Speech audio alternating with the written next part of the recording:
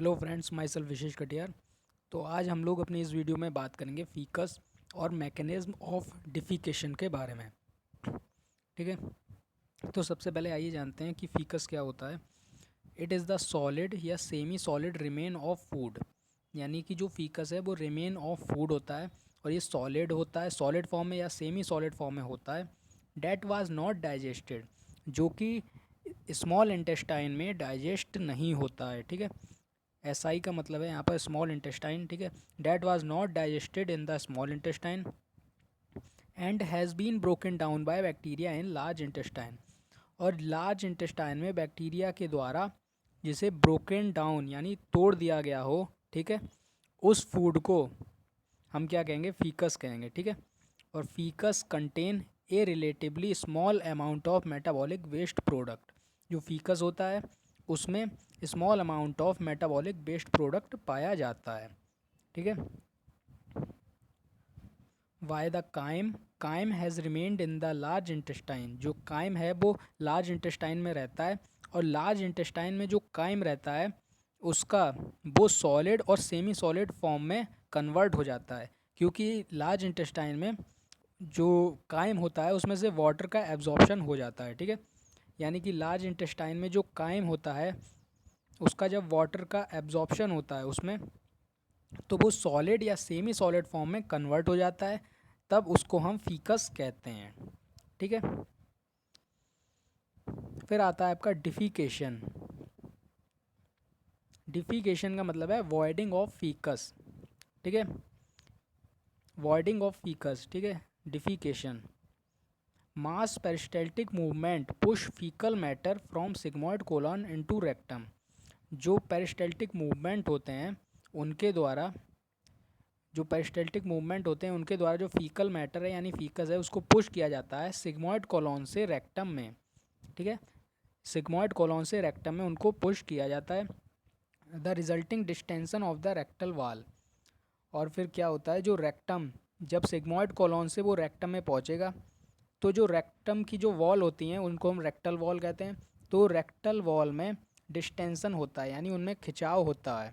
ठीक है, तो उससे क्या होता है कि जो स्ट्रेच रिसेप्टर होते हैं वो स्टिमुलेट हो जाते हैं और वो एक डिफिकेशन रिफ्लेक्स जो है वो जनरेट करते हैं। ठीक है, जिसके कारण जो है वो डिफिकेशन होता है, यानी कि जो पेरिस्टल्टिक मूवमेंट है वो फीकल मैटर यानी फीकस को पुश करेंगे सिग्मॉइड कोलन से रेक्टम तक, और फिर उसका रिजल्ट क्या होगा, जो रेक्टम की जो वाल होगी जिसे हम रेक्टल वॉल कहते हैं उसमें डिस्टेंशन होगा, उसमें खिंचाव होगा, और जब खिंचाव होगा तो वहाँ पर स्ट्रेच रिसेप्टर्स जो प्रेजेंट होते हैं वो स्टिमुलेट होंगे और वो जनरेट करेंगे एक डिफिकेशन रिफ्लेक्स। ठीक है, वो एक डिफिकेशन रिफ्लेक्स को जनरेट करेंगे जिसका रिजल्ट होगा डिफिकेशन। ठीक है, फिर आता है डिफिकेशन रिफ्लेक्स क्या है, यानी कि मैकेनिज्म ऑफ डिफिकेशन।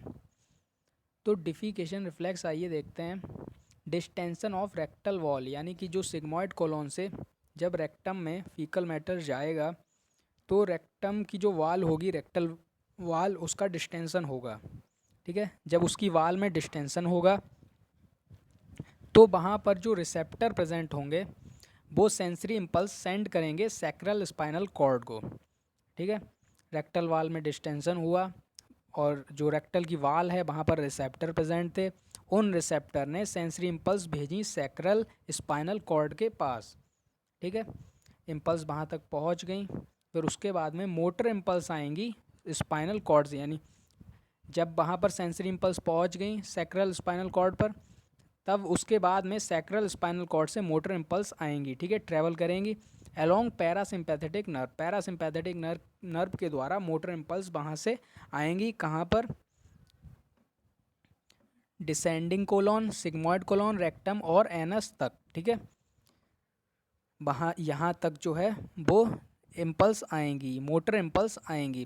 फिर उसके बाद में जब descending colon, sigmoid colon, rectum और एनस तक जब वो लौट कर आएंगी तो उसका रिजल्ट क्या होगा, contraction of longitudinal rectal muscle. Rectum में जो लॉन्गिट्यूडनल रेक्टल मसल्स हैं उनका कॉन्ट्रैक्शन होगा यानी वो सिकुड़ेंगी। ठीक है, जो रेक्टल मसल्स हैं लॉन्गिट्यूडनल वो उनका कॉन्ट्रैक्शन होगा, उनका कॉन्ट्रैक्शन होगा तो रेक्टम क्या है, शॉर्टिंग द रेक्टम, रेक्टम क्या है, छोटा होने लगेगा। And pressure increase in rectum, और रेक्टम में जो प्रेशर है वो बढ़ जाएगा, ठीक है, रेक्टम का प्रेशर बढ़ जाएगा। फिर उसके बाद में pressure along with the voluntary contraction of diaphragm and abdominal muscle, और ये जो प्रेशर रेक्टम में बढ़ेगा उसी के साथ ये जो प्रेशर बढ़ रहा है रेक्टम में, ठीक है, उसी के साथ जो वॉलंटरी कॉन्ट्रैक्शन होगा डायफ्राम का और एब्डोमिनल मसल, यानी एब्डोमिनल मसल और डायफ्राम भी प्रेशर इसके साथ में लगाएंगी, ठीक है। तो जिससे क्या होगा, parasympathetic stimulation open internal anal sphincter, जिससे जो पैरासिम्पैथेटिक स्टिमुलेशन है वो इंटरनल एनल स्फिंक्टर को ओपन कर देंगी, ठीक है। अब जो रेक्टम होती है, रेक्टम पर एक स्फिंक्टर लगा रहता है जिसको कहते हैं हम इंटरनल एनल स्फिंक्टर, और इस इंटरनल एनल स्फिंक्टर के बाहर जो एक स्फिंक्टर लगा रहता है उसे हम कहते हैं एक्सटर्नल एनल स्फिंक्टर, ठीक है। जो बाहर वाला है वो एक्सटर्नल एनल स्फिंक्टर और जो अंदर वाला है वो इंटरनल एनल स्फिंक्टर, ठीक है। तो इंटरनल एनल स्फिंक्टर जो है वो पैरासिम्पैथेटिक स्टिमुलेशन के द्वारा ओपन हो जाएगा। तो जैसा कि वहाँ पर दो स्फिंक्टर है, एक इंटरनल एनल स्फिंक्टर और एक एक्सटर्नल एनल स्फिंक्टर। जो इंटरनल एनल स्फिंक्टर है वो पैरासिम्पैथेटिक नर्व इम्पल्स के द्वारा ओपन हो गया है। तो यहाँ पर फिर दो कंडीशन बनेगी, जिसमें पहली कंडीशन ये है, जब इंटरनल एनल स्फिंक्टर जो है वो ओपन हो गया है उसी के साथ में जो voluntary relaxation of external anal sphincter occurs, ठीक है। जो इंटरनल एनल स्फिंक्टर ओपन हुआ है उसी के साथ में जो एक्सटर्नल एनल स्फिंक्टर है वो भी ओपन हो जाएगा, ठीक है। और वो क्या है, वो वॉलंटरी कंट्रोल, वॉलंटरी रिलैक्सेशन होगा, यानी वॉलंटरी मतलब वो हमारे ऊपर डिपेंड करता है, ठीक है। और जो इंटरनल एनल स्फिंक्टर है वो इनवॉलंटरी इन एक्शन होता है, ठीक है, वो हमारे ऊपर डिपेंड नहीं करता है, हमारी मर्जी के अकॉर्डिंग नहीं चलता है, ठीक है। Due to the inhibition of pudendal nerve arising from cerebral cortex, और जो प्यूडेंटल नर्व है जो कि सेरेब्रल कॉर्टेक्स से अराइज हो रही है उसी के कारण क्या होगा, जो वॉलंटरी रिलैक्सेशन है एक्सटर्नल एनल स्फिंक्टर का वो होगा, और जो है फीकस जो है वो पास्ड आउट हो जाएगी, ठीक है। तो ये थी हमारी पहली कंडीशन। उसके बाद में दूसरी कंडीशन ये है कि अगर इंटरनल एनल स्फिंक्टर जो वहाँ पर ओपन हो गया था वो हो जाता है, लेकिन अगर एक्सटर्नल एनल स्फिंक्टर ओपन नहीं होता है, ठीक है, अगर जो एक्सटर्नल एनल स्फिंक्टर है वो ओपन नहीं होता है तो जो डिफिकेशन है वो पोस्टपोन्ड हो जाएगा, ठीक है। यानी ये जो वॉलंटरी जो एक्शन है वो अगर रोक लिया जाए, ठीक है, जो एक्सटर्नल एनल स्फिंक्टर है उसको हम मतलब ओपन ना करें तो फिर जो डिफिकेशन है वो पोस्टपोन्ड हो जाएगा, ठीक है। तो आइए हम एक बार फिर से देखते हैं। डिफिकेशन, डिफिकेशन क्या है, वॉइडिंग ऑफ फीकस, ठीक है। मास पेरिस्टाल्टिक मूवमेंट जो है वो फीकल मैटर को पुश करते हैं, कहाँ से, सिग्मोइड कोलोन से रेक्टम तक, ठीक है। इसका रिजल्ट क्या होता है, डिस्टेंशन ऑफ रेक्टल वाल, जो रेक्टल वाल होती हैं उनका डिस्टेंशन होता है, और जो स्ट्रेच रिसेप्टर होते हैं रेक्टल वाल में वो स्टिमुलेट होते हैं और जनरेट करते हैं एक डिफिकेशन रिफ्लेक्स, ठीक है, जिसका रिजल्ट होता है डिफिकेशन। फिर बात आती है डिफिकेशन रिफ्लेक्स की। तो डिफिकेशन रिफ्लेक्स हमारा इस प्रकार से होता है, डिस्टेंशन ऑफ रेक्टल वाल, यानी रेक्टल वॉल में डिस्टेंशन होगा तो रिसेप्टर जो प्रेजेंट होंगे रेक्टल की वाल में वो सेंसरी इम्पल्स सेंड करेंगे सैक्रल स्पाइनल कॉर्ड तक, ठीक है।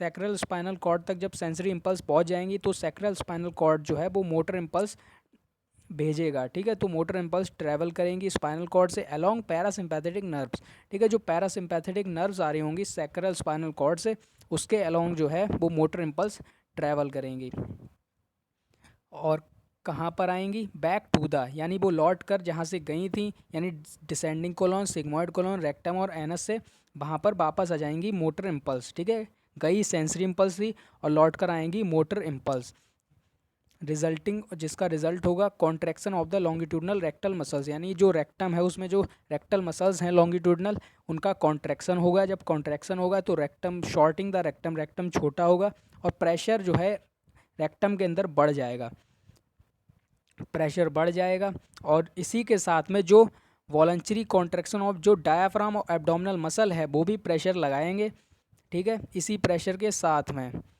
तो क्या होगा, parasympathetic stimulation open internal anal sphincter. तो पैरासिम्पैथेटिक स्टिमुलेशन के द्वारा जो इंटरनल एनल स्फिंक्टर है वो ओपन हो जाएगा।